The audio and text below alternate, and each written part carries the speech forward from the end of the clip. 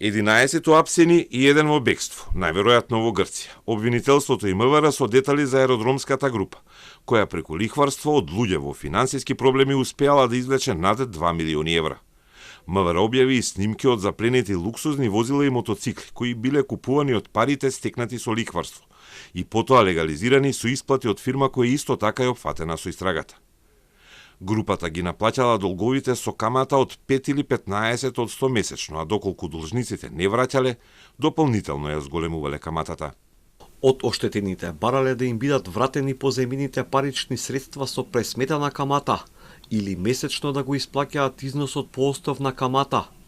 А кога тие не биле во можност да ја вратат позајмицата, осумничените барале да го предадат или оптоварат имотот со кој располагале, пренесувајќи го на име на некој од осумничените. Наплатата на паричните средства се вршела директно преку некој од осумничените или преку трансакционите сметки во банка, од сметка на оштетен на сметка на некој од осумничените лица. Групата почнала да функционира 2022, соопшти обвинителството и МВР. Парите, околу 125 милиони денари, на различни начини биле внесувани во легалните текови. Биле користени и банкарски сефови. Поради тоа надлежните сметаат дека извршено перење на пари. Припадниците на групата со парите плаќале и за услуги или предмети купени од други фирми. Била користена и фирма која е поврзана со дел од осумничените.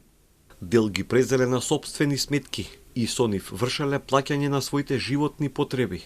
Со дел купувале недвижен и движен имот и воделе луксузен живот, а голем дел биле извадени во готовина.